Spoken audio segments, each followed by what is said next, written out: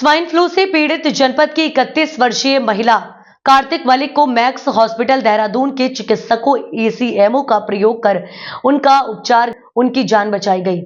यह आधुनिक चिकित्सा पद्धति है जिसका उपयोग अत्यधिक गंभीर बीमारी से पीड़ित रोगी के लिए किया जाता है।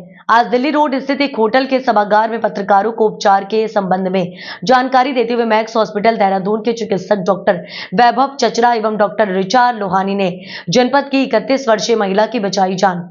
पहली बार ईसीएमओ का इस्तेमाल कर किया max super speciality hospital Dehradun के डॉक्टरों ने बताया कि जनपद 31 वर्षीय कीर्ति मलिक को जीवन दान दिया है, जो स्वाइन फ्लू के कारण गंभीर निमोनिया से पीड़ित थी और उसे वेंटिलेटर सपोर्ट पर रखा गया था।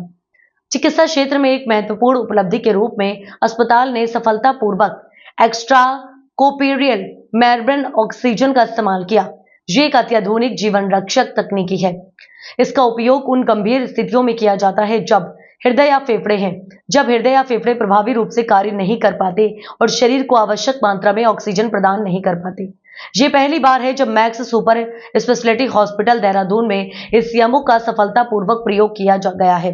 ये प्रयास डॉक्टर वैभव चाचरा व doctor Richa Lohani ECMO physician ने अपनी प्रशिक्षित टीम के साथ किया।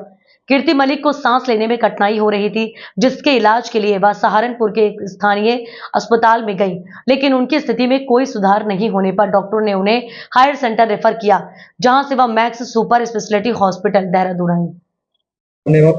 डॉक्टर वैभव चाचरा 31 वर्षीय पेशेंट है और क्या कुछ आपने ट्रीटमेंट किया है और क्या है?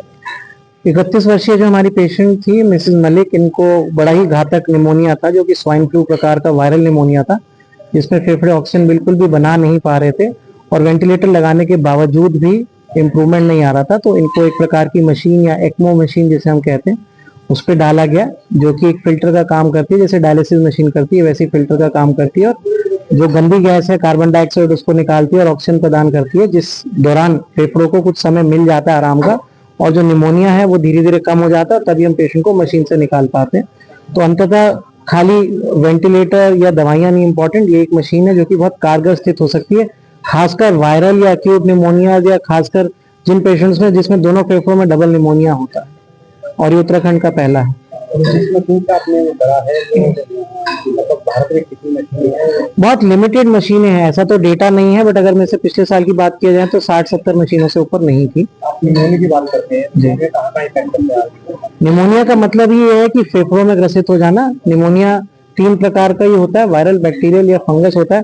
वायरल हमें बिल्कुल कम समय देता है, जैसे कि कोविड में भी देखा गया था, जो कि एक प्रकार का वायरल निमोनिया था।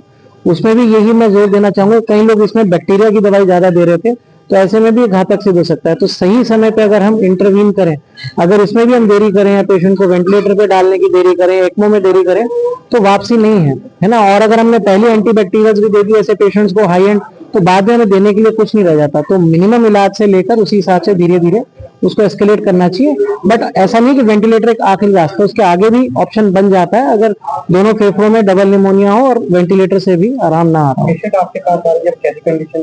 पेशेंट हमारे पास बहुत क्रिटिकल अवस्था में आए थे, सिर्फ 30% ऑक्सीजन में छोटे वेंटिलेटर पे हमने कोशिश करी कि उसी पे करा जाए, क्योंकि बड़े वेंटिलेटर पे डालने के बाद रिकवरी चांसेस कम हो जाते हैं।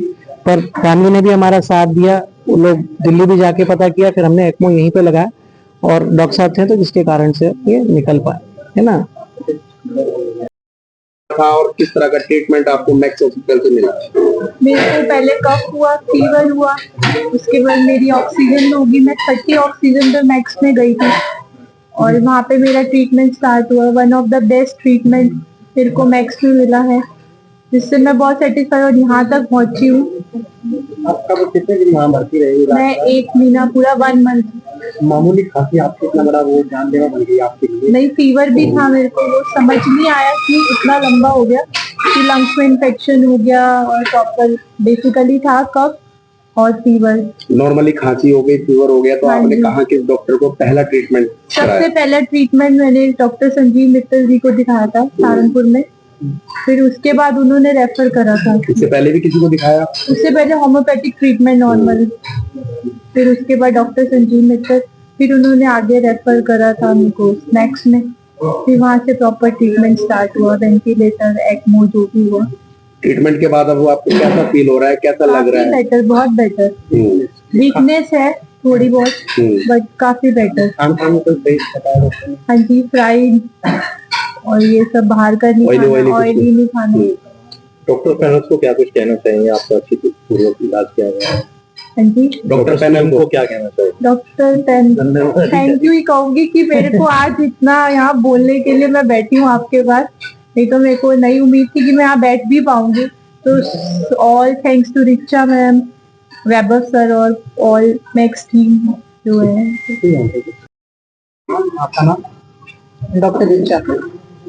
आपने इलाज कराया है, पहली बार आपके पास लगा नहीं, इससे पहले भी केस आए हैं, बट एक्मो इंडिया के लिए एज सच थोड़ा नया है। कोविड के बाद इसका यूज बढ़ गया है। जो हमारे स्पेशली मेट्रो सिटीज है जैसे बैंगलोर, कोलकाता, हैदराबाद, उन जगहों पे ज्यादा यूज होता है, बट उत्तराखंड में ये पहली बार यूज हुआ है। निमोनिया की बात कर रहे हैं आप, जैसे 4 दिन पुरानी खांसी थी वो बढ़ गई, किस कारण हुआ, क्या लगता है आपको? नहीं, ये वायरल निमोनिया का जो प्रेजेंटेशन है वो इसी तरह होता है। वायरल निमोनिया कभी भी इस तरह नहीं होगा कि 1 महीने से खांसी है। यूजुअली ये 2 या 3 दिन में पेशेंट बताएगा हम 2 दिन पहले ठीक थे और आज वो हो सकता है वेंटिलेटर पे आ जाए। तो वायरल निमोनिया इसी तरह से प्रेजेंट करता है। क्या कारण रहते हैं इसके कि आम आदमी को खांसी हुई है और ये इस तरह का इतना बड़ा तो उसका कारण बन गया?